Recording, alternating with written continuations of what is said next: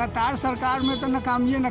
5 साल में तो विकास नाम का चीज कुछ नहीं। जो सामने में प्रखंड पातेपुर आप देख रहे हैं जो ब्लॉक है, कार्यपालिका इसमें बैठते हैं और न्यायपालिका दोनों बैठते हैं, भूमि संबंधी भी और कार्य के विषय में भी।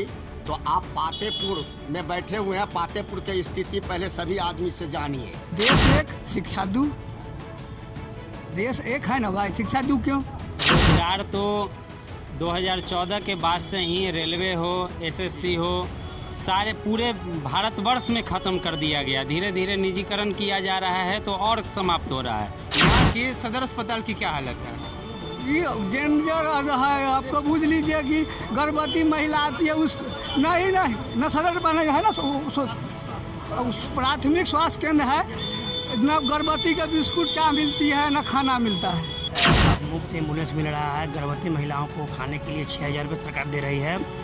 अभी भाई जी बोले कि किसान को प्रधानमंत्री किसान योजना के तहत 2 महीना पर 2,000 रुपये बीज के लिए सब लोग को मिला है। जिन लोगों ने ऑनलाइन आवेदन किया था, अभी धरने से काम हो रहा है। सड़क का स्थिति देख रहे हैं। पुनः एक बार एनडीए की सरकार बिहार में बनेगी। नमस्कार, DTW 24 न्यूज़ देख रहे हैं आप। आपके साथ मैं हूं सन्नी कुमार। बिहार विधानसभा चुनाव का आगाज हो चुका है, चुनाव की तारीखें की घोषणा भी हो चुकी है। इसी कड़ी में आज हम पहुंचे हैं अपने चुनावी एक्सप्रेस को लेकर पातेपुर विधानसभा क्षेत्र में। बता दें कि उजियारपुर लोकसभा क्षेत्र में आता है और यहाँ के मौजूदा सांसद है नित्यानंद राय और प्रेमा चौधरी यहाँ की मौजूदा विधायिका हैं।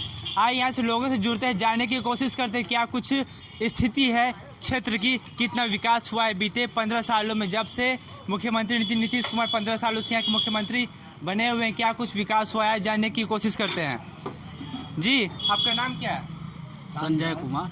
जी संजय जी, क्या लगता है बीते 15 सालों में क्षेत्र कितना विकास किया है? विकास तो हुआ है समझे, लेकिन बेरोजगारी बढ़ा है। मौजूदा विधायिका आपकी हैं प्रेमा चौधरी, उन्होंने क्या कुछ काम किया है? इसके बारे में तो हम नहीं उतना जानकारी बता नहीं सकते हैं। आपसे जानना चाहते हैं क्या कुछ बीते 5 सालों में प्रेमा चौधरी ने क्या कुछ काम किया क्षेत्र के लिए, कितना विकास हुआ है आपका क्षेत्र? 5 साल में तो विकास नाम का चीज कुछ नहीं। जो सामने में प्रखंड पातेपुर आप देख रहे हैं जो ब्लॉक है, कार्यपालिका इसमें बैठते हैं और न्यायपालिका दोनों बैठते हैं, भूमि संबंधी भी और कार्य के विषय में भी। तो आप पातेपुर में बैठे हुए हैं, पातेपुर की स्थिति पहले सभी आदमी से जानिए। जो क्या स्थिति है, एक भी आदमी बोलने से हिचक रहे हैं, क्योंकि राजनीति करने वाले को शुद्ध राजनीति करना चाहिए। यहाँ जो है अपने अपने पक्ष में यानी दल में जो बटे हुए हैं तो अपने अपने को बड़ाई करते, लेकिन विकास नाम का चीज़ न श्रीमती प्रेमा चौधरी विधायिका की, क्योंकि 2-3 बार उन्होंने तो एक पुल बनाए वहाँ वो अपने घर के निकट नदी में। बाद बाकी फिर विकास नाम का चीज़, विकास पर पैसा जो है सो आया कहाँ गया वो समझ में नहीं। अच्छा, विधायिका के जो आपकी विधायिका हैं क्षेत्र में, उनकी उपस्थिति क्या है? आप कितनी बार आती हैं?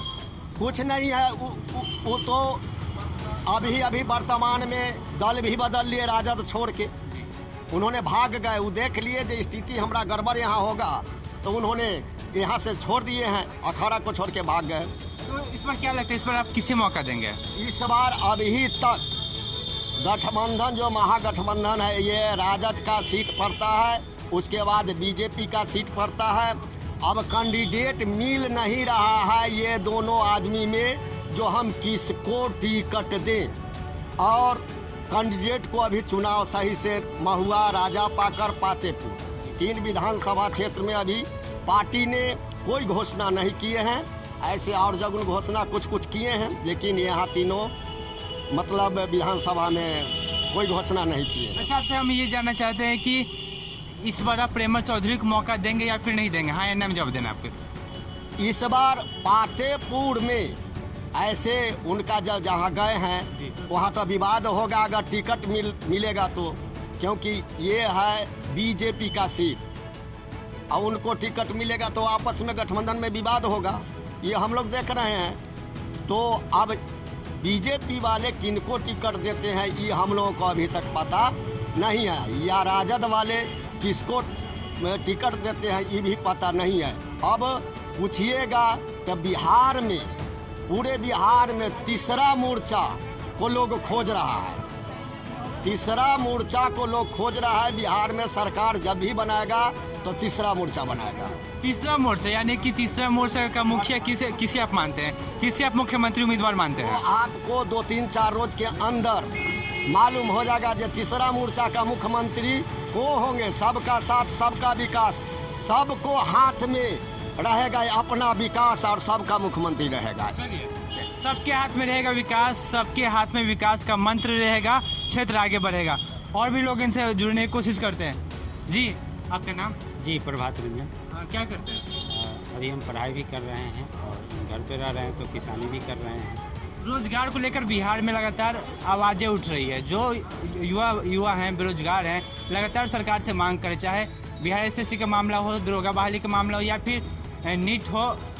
क्या कुछ कहना है आपको? क्या लगता है ऐसा क्यों हो रहा है, सरकार ऐसा क्यों कर रही है? रोजगार तो 2014 के बाद से ही रेलवे हो, एसएससी हो, सारे पूरे भारतवर्ष में ख़त्म कर दिया गया। धीरे धीरे निजीकरण किया जा रहा है तो और समाप्त हो रहा है।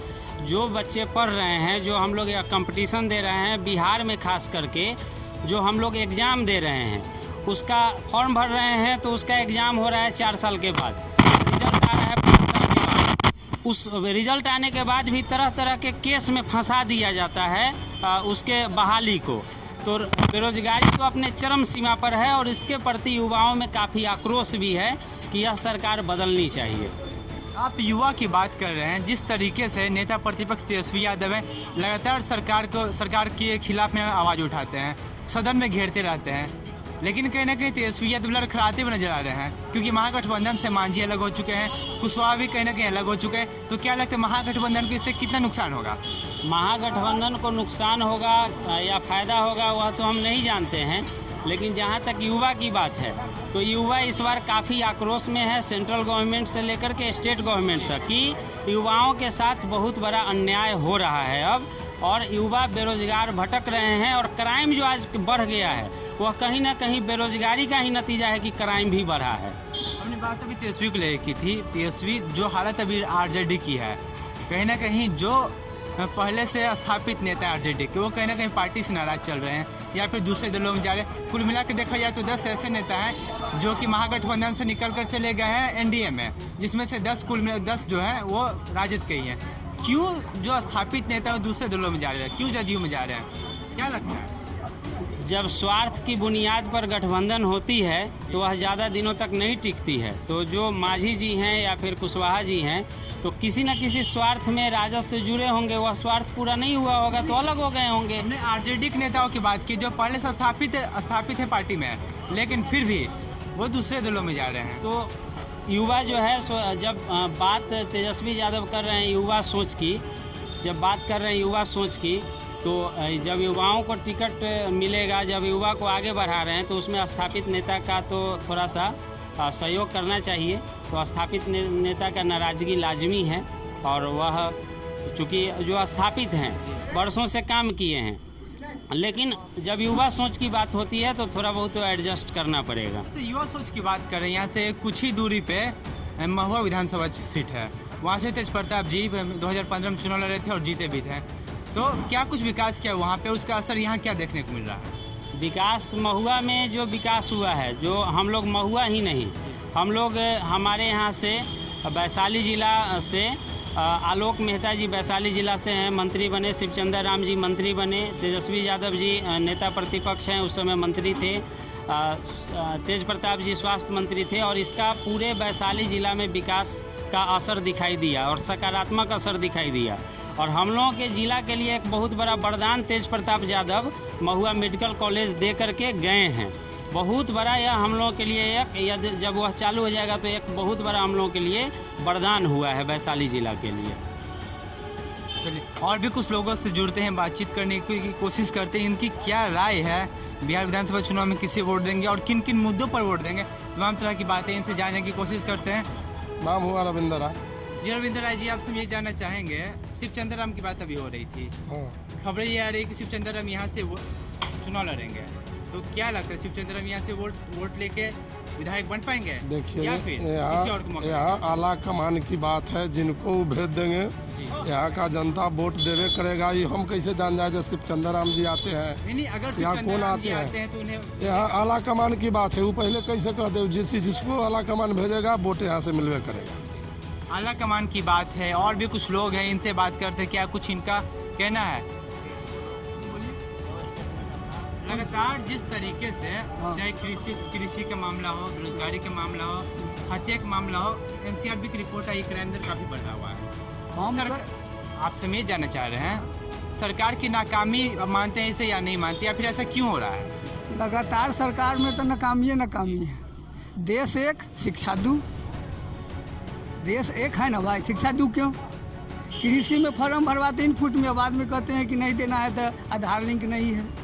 प्रधानमंत्री में कहते हैं कि अब जिसको नाम से रहेगा जो जमाबंदी उसी का होगा। हमारा दादा के नाम से तो हम लोग का होगा नहीं, ज़मीनें नहीं, उसको कहाँ से होगा? और सरकार कह रही है 11 डिसमिल जिसका ज़मीन है उसका होना है। दादा के नाम पर है तो इनको 11 डिसमिल पड़ेगा तो होना है। और कहता है उसको जमाबंदी जिसको नाम से होगा उसी का होगा। तो नाकामी है। समस्या तो है, लेकिन आपसे और भी कुछ जानना चाहेंगे। यहाँ के सदर अस्पताल की क्या हालत है? ये डेंजर है। आपको बूझ लीजिए कि गर्भवती महिला आती है, उस नहीं न सदर बने है ना, उस प्राथमिक स्वास्थ्य केंद्र है, न गर्भवती का बिस्कुट चाय मिलती है, न खाना मिलता है। सब कागजे पर लूट खसोट है। सरकार का पैसा लूट खसोट है। सरकार का पैसा लूट खसोट है। एगो बिस्कुट नहीं। चल के गर्भवती महिला से पूछा जाए। और भी कुछ लोग इनसे जुड़ते हैं। यहाँ आसपास के जो क्षेत्र है, यहाँ पे चाहे शिक्षा की बात हो जाती है, स्कूल की क्या हालत है? अस्पताल पर तो हमने बातचीत कर ली, अस्पताल की हालत कुछ खास नहीं बता रहे आप लोग। स्कूल की क्या हालत है? अस्पताल की हालत सही है।